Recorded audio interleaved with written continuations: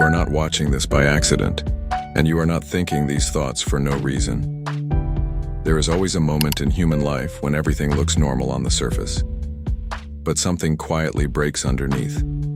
You are walking through familiar places, talking to familiar people, following familiar routines, yet something inside you whispers, "This cannot be all there is," and you ignore it, because it is easier to live than to question life itself. But that question never disappears. It only waits. Have you ever noticed how strange it is that humans can live their entire lives without ever asking why they believe what they believe? We inherit thoughts the way we inherit language. We never choose the first ideas placed inside our minds. A child does not choose what is right or wrong. A child learns it. A society builds it. A culture repeats it. And slowly, invisibly, you become a collection of ideas you never examined. That is where philosophy begins. Not in books, not in universities, but in a simple, terrifying moment. When you realize you might not fully understand your own mind, and once that thought appears, it never truly leaves. Think about history. There was a time when humans looked at lightning and saw anger, when thunder meant punishment, when the unknown was filled with gods and fear. The world was not understood. It was interpreted through imagination and survival.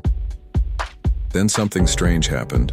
A few individuals began to doubt, not loudly, not violently, just quietly, inside their minds. They asked, "What if this is not true?" That question sounds small, but it is the most dangerous question in history, because the moment you ask it, reality stops being fixed, and everything becomes open.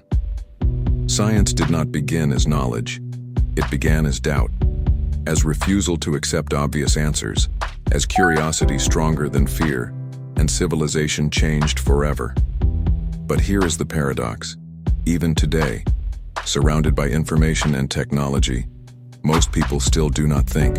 They repeat, they copy, they react. They believe what feels familiar and confuse repetition with truth. Have you ever asked yourself why crowds behave the way they do?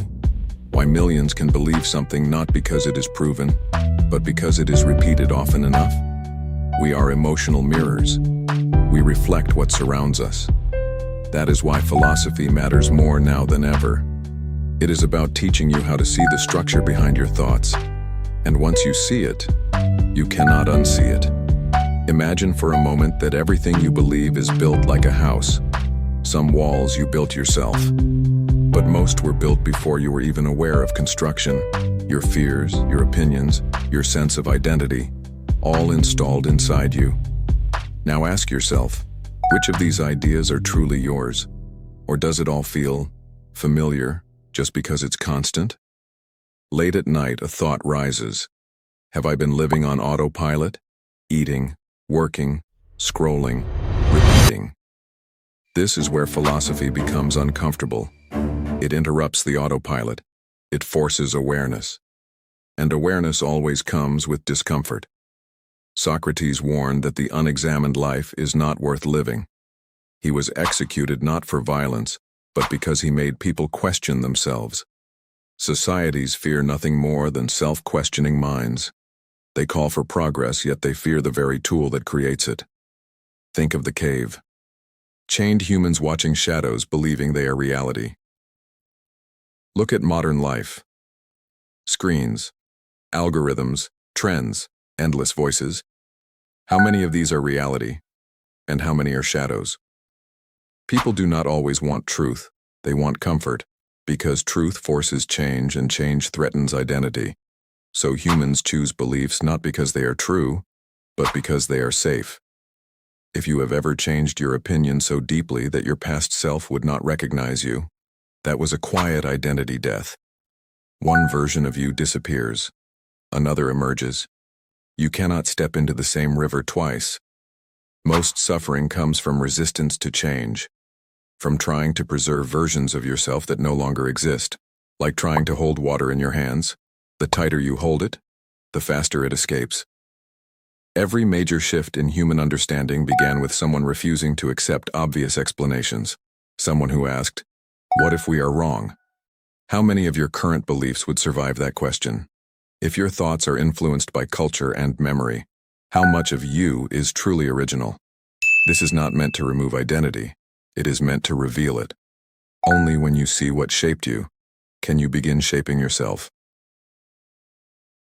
Imagine complete silence, just awareness. If everything external disappeared, would you still recognize the person left behind? Write your answer, not for others, for yourself, because that is where philosophy begins, not in answers, but in the courage to ask. Who started asking first? And why did it change everything? Subscribe to join the few who dare to ask.